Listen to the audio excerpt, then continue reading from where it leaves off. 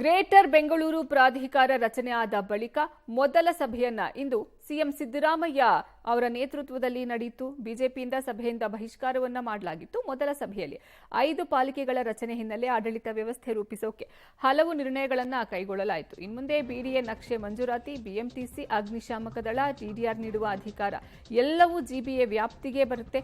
5 ಪಾಲಿಕೆಗಳ ಕಟ್ಟಡ ನಿರ್ಮಾಣಕ್ಕೆ ಜಾಗ ಗುರುತು ಮಾಡಲಾಗಿದೆ ಎಂದು ಸಭೆ ಬಳಿಕ ಡಿಕೆಶಿ ತಿಳಿಸಿದರು. ಇನ್ನು ಬಿ ಖಾತಾಗಳಿಗೆ ಎ ಖಾತಾ ಮಾನ್ಯತೆ ಘೋಷಣೆಯಾಗಿ ತಿಂಗಳುಗಳು ಕಳೆದರೂ ಈವರೆಗೂ ವಿತರಣೆ ಮಾಡಿಲ್ಲ. ಎ ಖಾತಾ ವಿತರಣೆ ಸಂಬಂಧ ಡಿಸಿಎಂ ಪ್ರತಿಕ್ರಿಯಿಸಿ ನಾಳೆ ಮತ್ತೊಂದು ಸುದ್ದಿಗೋಷ್ಠಿ ಮಾಡಿ ಅಂತ ಹೇಳಿದ್ದಾರೆ. ಇನ್ನು ಎ ಖಾತೆ ವಿತರಣೆ ಸಂಬಂಧ ಡಿಸಿಎಂ ಪ್ರತಿಕ್ರಿಯೆಯನ್ನು ಕೊಟ್ಟು ಸುದ್ದಿಗೋಷ್ಠಿಯನ್ನ ಮಾಡ್ತೀನಿ, ಈ ಎ ಖಾತಾ ಅಪ್ಡೇಟ್ ನೀಡ್ತೀನಿ ಅಂತ ಹೇಳಿದ್ದಾರೆ. ಅಲ್ಲದೆ 30-40 ನಿವೇಶನಗಳಿಗೆ ಓಸಿಸಿಸಿ ವಿನಾಯಿತಿಗೆ ಈಗಾಗಲೇ ಅನುಮೋದನೆ ಸಹ ಸಿಕ್ಕಿದೆ. ಕ್ಯಾಬಿನೆಟ್ನಲ್ಲಿ ನಿರ್ಣಯ ಕೂಡ ಆಗಿದೆ.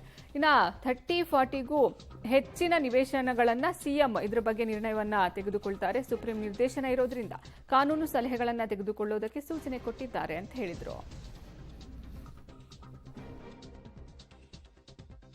ಇದು ಫಸ್ಟ್ ಮೀಟಿಂಗ್, ಯಾರಿಗೂ ಅಜೆಂಡಾ ಕೊಡುವುದಿಲ್ಲ. ಇವತ್ತು ಅವರು ಇಲ್ಲಿಗೆ ಬರದೇ ಇರೋದು, ನಾನು ಒಬ್ಬ ಹಿರಿಯ ನಾಗರಿಕರಾಗಿ ಬಹುಶಃ ಬೆಂಗಳೂರು ನಗರಕ್ಕೆ ವಿರುದ್ಧವಾಗಿ ಅವರು ಕೆಲಸವನ್ನ ಮಾಡ್ತಾ ಇದ್ದಾರೆ.